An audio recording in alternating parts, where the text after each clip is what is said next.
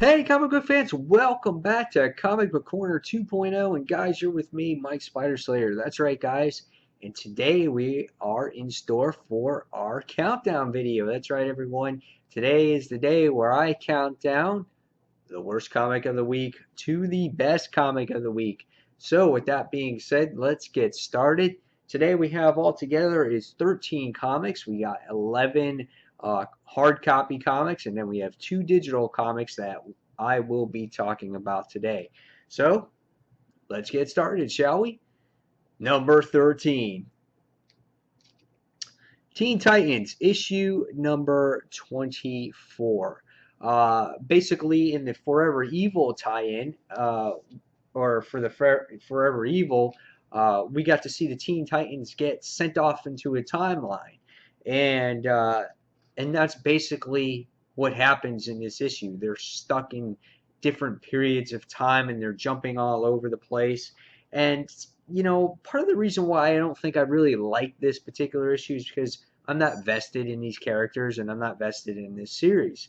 So it's part of the reason why I didn't like it. I felt that the issue just jumped all over the place, and I really didn't care where they were in time.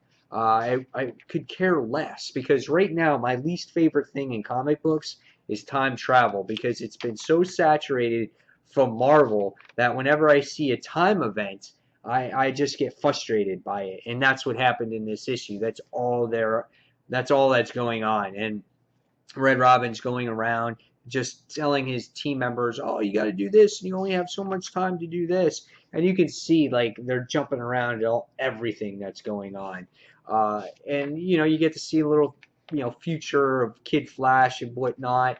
And the artwork's not bad in the issue, but I really did not care for it whatsoever. And Raven plays a big part in this.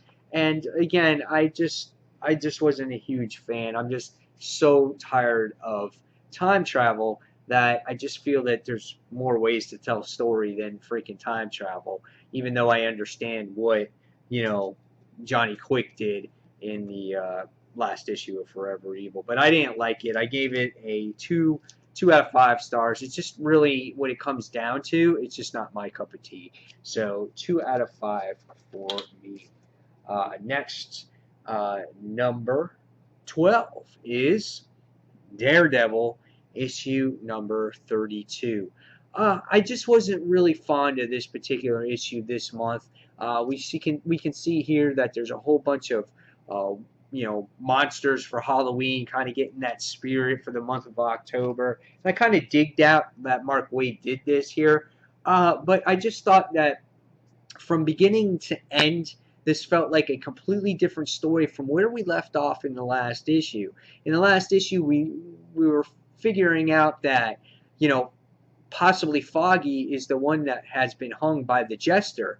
And it literally goes from that to Daredevil fighting werewolves, vampires, and mummies. And how he got there all in between, it was real jumpy. And I just felt that the issue was just kind of all over the place this time around.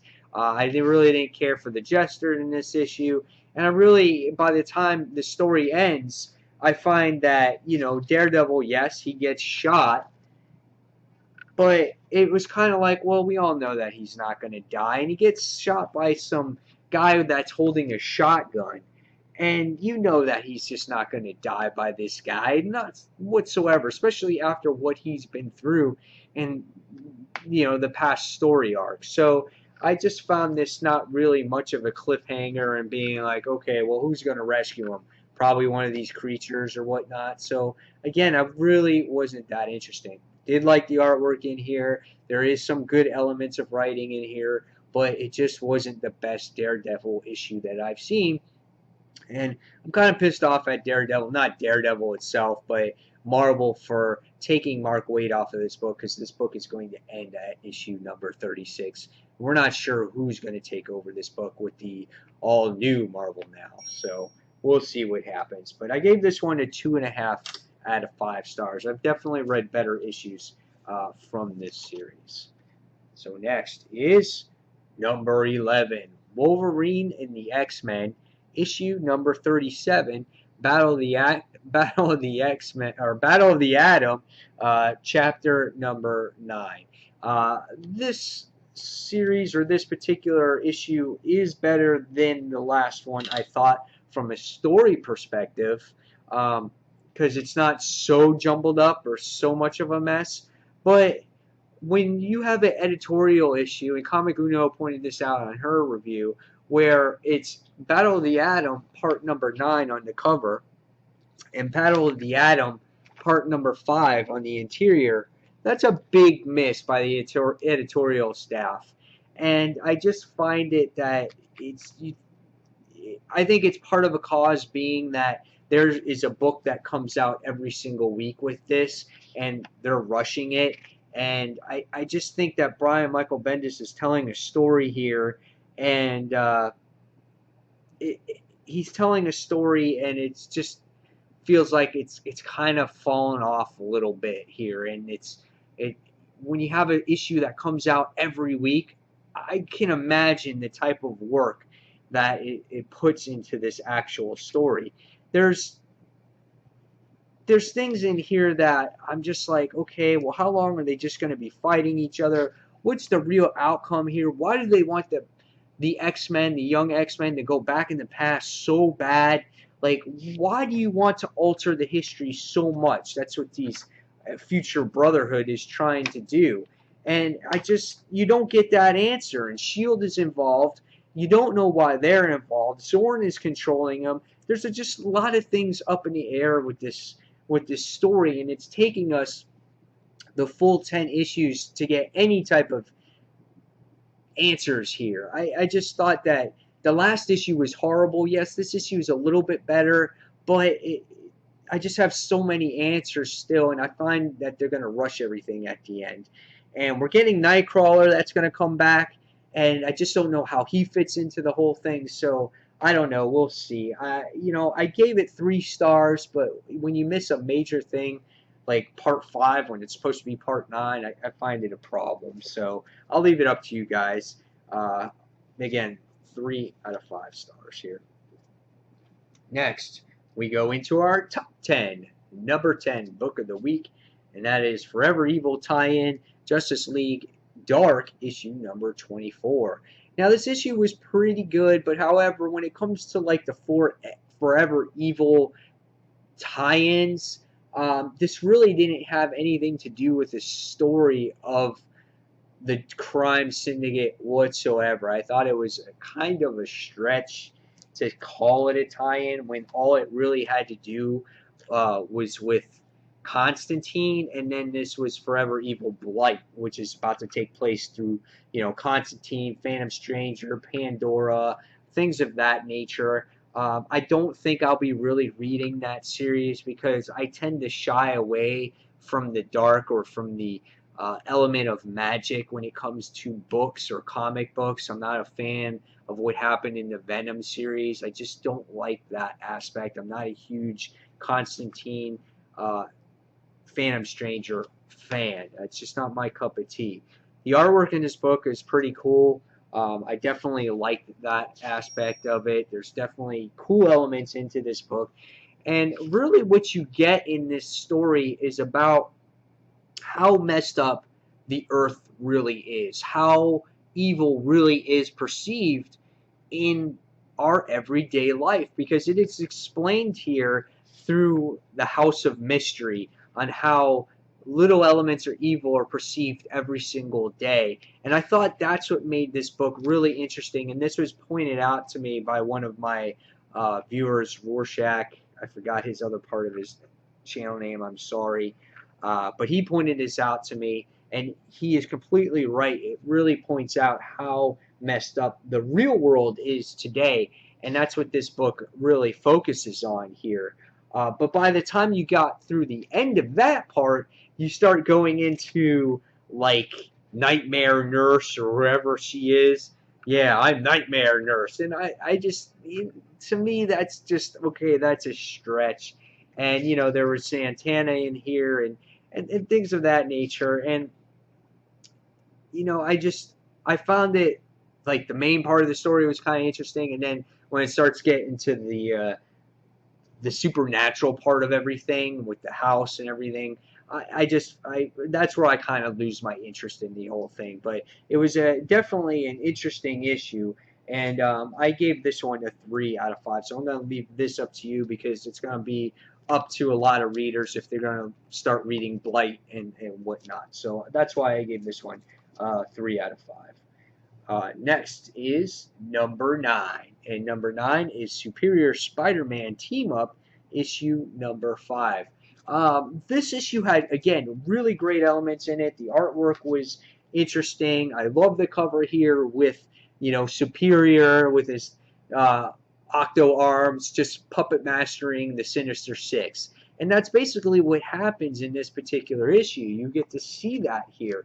He has gathered up all the Sinister Six team members from back in the day when he was Otto Octavius, and he's called them the Superior Six. And basically, he mind controls them. And they have to stop the Wrecking Crew because the Wrecking Crew is after this particular device and whatnot.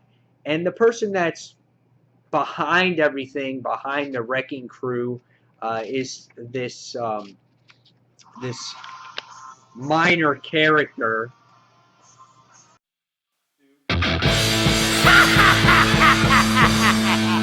which calls himself the Light Master, and they're going to get the Masters of Evil back together again. So this device is pretty important. For whatever reason, it's going to destroy Acclamax, or it's part of Acclamax, or whatnot.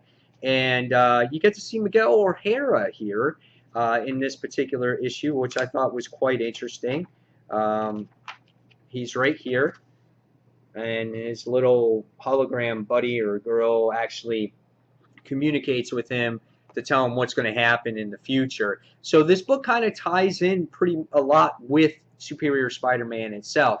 However, what made this a little bit lower on the list this week was because the villains are kind of generic, and when it comes to Superior fighting them, so I didn't like that. The plot was a little bit generic, but I do like the Superior Six. I love how Otto is keeping him in a jail or whatnot, holding him prisoner, and that was pretty interesting. So that's what made it a little bit higher than some of these other books. So I gave it a 3.5 out of 5 stars.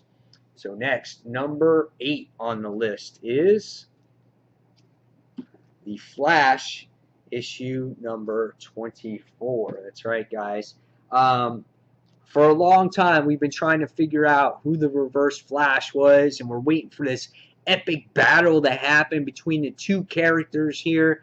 And you finally find out, and Flash was basically a skeleton by the end of the last issue. And you're just like, dude, how is the Flash going to recover from this? And basically, once you get that introduction, that cool introduction, and like he powers up to this crazy ass monster, and it's just like you're all excited for this killer ass thing, and it's just all of a sudden you find out that it's just like his mom winds up going and says monster, and he winds up start crying, and he's like, and then all of a sudden the Flash like basically touches him and gets all his power back, and he winds up going to jail, and that was that when it comes to like the physical battle. So this issue really had to do with Iris and her brother Daniel on how she says goodbye for the last time when they're in jail or whatnot, and the relationship between Patty and Barry, meeting up at the dinner, meeting up with the parents, and just finishing up some tie-ins at the end here of the book. The story was well told. The artwork is always very good in this particular issue. However, I wish there was a little bit more between the Flash or Barry Allen and Daniel West, because we had such this build-up. We spent so much time trying to figure out who this person was, and I expected more of a battle between these two, not just basically a touch from Reverse Flash that drained his powers, Barry Allen's powers, and then it just was a reversal from Barry Allen, and it drains reverses Flash powers, and we throw him in jail, and then we just get a whole bunch of story to tie everything up and end the thing. So I kind of didn't like that aspect of it. But however, the story is well told, and they always do a great job with this series between Menopause and Bustoletto. So I'm going to give this book a 3.5 stars as well. It was above average, but it was just a little rushed with the battle. So there we have that. So next is number 7 on the list, and number 7 is, you can see that right there, is Sex Criminals issue number 2.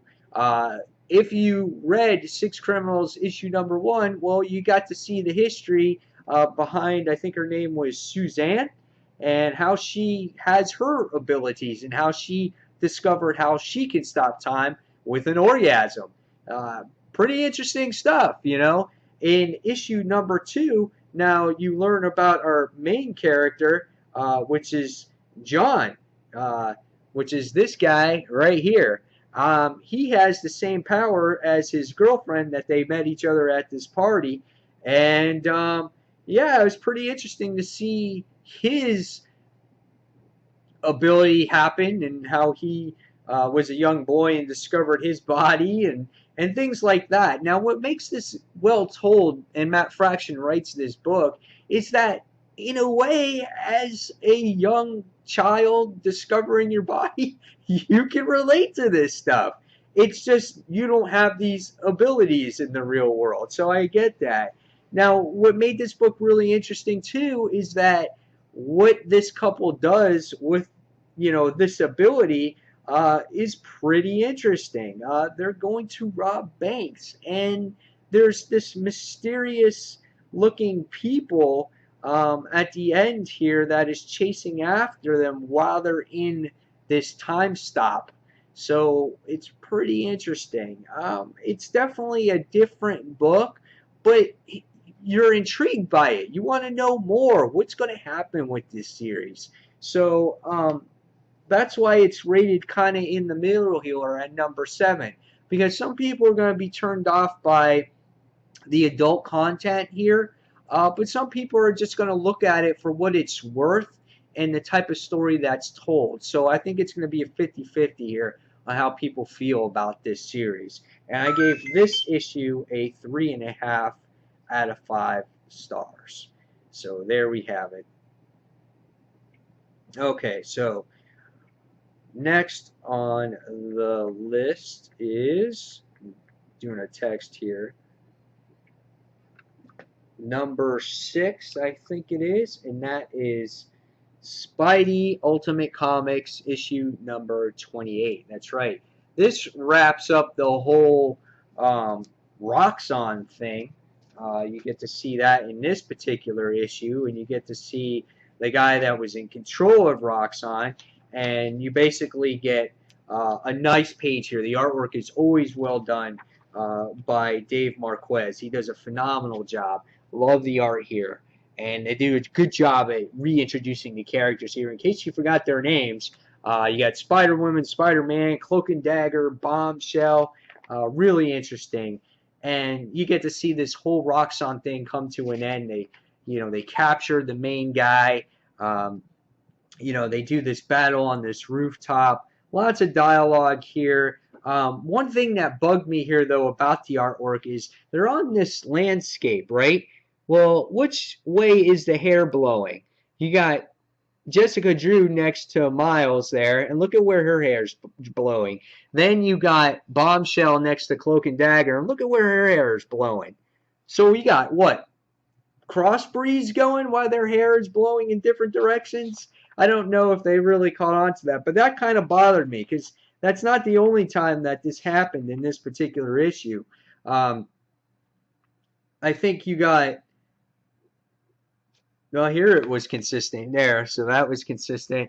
This one's blowing here. I guess this guy's hair doesn't move that way. I don't know. Certain stuff like that kind of bothers me. But we get this real battle scene behind all these superpowered people. We find out where Miles came from, find out where Jessica Drew came from. You know, it was pretty fun issue. Everybody is involved in this issue. It was nice to see them wrap everything up. And I guess supposedly this is the last issue of Ultimate Comics Spider-Man here, and then it goes on to Cataclysm, and then it'll be like Ultimate Comics Cataclysm Spider-Man #1. So will this title actually end? I guess it's still yet to be determined. Not 100% sure though, but always an interesting read here with Ultimate Comics Spider-Man issue number 28. I gave this book I think it was a 3.5 out of 5 stars. So check that one out. So now we're at number 5, top 5, and that is Superior Carnage issue number 4. I actually like this issue. This got a higher tier, made the top 5 because I felt it was much improved from the last issue. You just bust out this Superior Carnage guy that wears his cloak, he wears guns, he's smart, and it's just like, oh no, what are you guys doing to this character? And the story was just weak. It's controlled by this other guy. Well, in this issue, I felt that they kind of redeemed itself a little bit. I liked where they were headed towards here. I made it a point where I in-depth this issue. I don't like how Superior Spidey's mask, they make him wear his goggles or whatnot, and it kind of makes him look more like Otto Octavius. You can see that right here in this picture here. As it's pointed out, it makes him look like he's actually wearing glasses like Otto Octavius. Battle scenes were really good. The beginning of the issue was really good. How Superior talked to J. Jonah, how to get him out of here. I loved how Superior's banter here, where he had everything planned out, but it didn't go accordingly to planned. It started off a little weak with, again, this version of Superior Carnage, where he's busting out ninja stars and whatnot, and I'm just like, okay. But as the issue goes along, you kind of feel for the Wizard here. Again, he's doing things for his son. He's basically on his last legs. Superior and the Wizard are out front in paparazzi, so a lot of things can be exposed. Superior brings him up to a more private level. Wizard does this last-ditch attempt at trying to probe Superior's mind to try to take it over, and he finds out that he's really Otto Octavius. But he thinks he's tripping because he's losing his mind. And basically, Superior gets pissed off in the issue. Once the Wizard loses control of Carnage, it's like I almost thought that it's going to go back to this crazy symbiote here that is in control of this new body. So that was good to see. And once the symbiote destroys the Claw in this issue, it's anybody's game because the symbiote winds up getting blown to bits. Spider-Man or Superior winds up going elsewhere. The Wizard's on his last legs. He's just about to die. But the symbiote winds up remembering or capturing the mind of the Claw of the Wizard because of what was going on before. And, and winds up bonding with this body. And we can see that the symbiote is going to be a new host. There's going to be another new host, and I guess the true host, and this is what keeps the Wizard alive. So I thought this was a much improved issue. Hopefully the symbiote's not retarded and has more guns and stuff like that. I don't want to see that. Wears capes and flies like Superman, freaking bakes cakes and freaking does knitting and shit like that. I just don't want to see that. So, but I gave that one a 3.5 out of 5 too. So next we go on to the number 4 on our list, and number 4 this week is, just give me a second to load it, and that's going to be this book right here. Just give it 1 second. It's going to be Velvet issue number 1. I gave this book 4 stars. This is a very interesting book. Ed Brubaker is the actual writer of this book. And if you like 007, secret spy, espionage type of stuff, you're actually going to really like this particular book. Here it is right here. This book takes place in the 70s, and you can see the artwork within this actual issue. It's kind of that Brewbreaker style. Basically, in this issue, the secret agent group winds up losing one of their own, and they can't believe this has actually happened. I think his name is like X14 or something like that, and he winds up getting killed. And the group itself is trying to investigate who killed the actual agent. We can see here this is what happened. He winds up getting blown to bits. And we find out that in this issue that one of these agents that is just retired is getting framed for the whole thing. And by the end of the actual issue, you get this chick right here, which is, her name is Velvet or whatnot. And, you know, you think that she's really nobody important by the end of the issue. You know, you think that she's a secretary, but she winds up exposing herself at the end, and she winds up being like a Black Widow type of person here, and you get to see her thrown in here. So again, this takes place in the 70s. This is a really excellent issue. Again, if you're going to like this type of time frame, 007 type of stuff, you like a female lead in a book, this book is going to be for you. Really interesting book, nice read. I gave this one 4 out of 5 stars. So next, top three. Number 3, we have Infinity tie-in Nova, issue number 9. This really doesn't tie in from, you know, too much to the Infinity stuff. It's just who Thanos sent in here to destroy Nova, and that continues off here. And he sent I think her name's Proxima Midnight, otherwise known as Caldera, to hunt him down and destroy. And you get to see more cameos of our future New Warriors. That's going to be thrown into all new Marvel now. I think Zeb Wells does a nice job at writing this particular series. Paco Medina fits this book perfect. He's done a nice job here. Really hasn't missed a beat since this new artist has come on here. Here we can see Caldera, or whatever you say her name, take over Sam's mom and his sister, and basically they have to get into this fight, into this battle. And what happens is, you know, if he loses, if Sam loses, you know, his parents, obviously, his mom and his sister get taken away. And you get to see a little brawl here between the two, and he's obviously not trained for hand-to-hand combat. And the issue, she's basically kicking ass. And what happens in the actual issue is he cheats, he gets his helmet, winds up kicking her ass in the end. And it was just a really great, really action-packed issue. And what happens is she gets sent back to Thanos. You get to see the New Warriors taking care of the family of the people that are going to be in the New Warriors, taking care of the sister and the mom. And at the end, we get to see Caldera, or whatever it is, get sent to this hell world that she's going to battle, this like virtual world.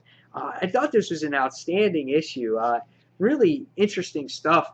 Nova has been a fun read. It hasn't missed a beat since the first issue has really started. It's great for younger readers too, in the young adult age, because these are characters that you can really relate to. I'm giving this book a 4 stars. Really fun, really interesting book here. Next, we have our number 2 book of the week, and that is Red Lanterns issue number 24. This is Lights Out part number 4. In this issue, we have Hal Jordan and Guy Gardner really duking it out in this particular issue. But that wasn't the best part of this issue. The best part here had to do with Guy and his manipulation between his Red Corps members. How he can just turn things around on Bleeze and make her feel basically this small.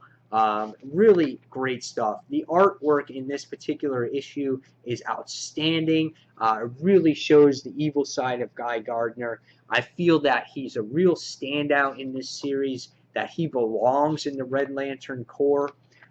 In this issue, he actually makes a deal with Hal Jordan where if Guy Gardner helps defeat Relic, he's going to get his own sector, and his sector is going to be the 2814 sector with the Red Lanterns. So it's really interesting to see. You get a little side story with Atrocitus and Kyle Rayner here, and just a really great story. This was a much improved chapter to the Lights Out story. If you have not been reading Red Lanterns, I suggest that you do. This is one of the better books for the Green Lanterns or the Lantern books in general. Phenomenal read.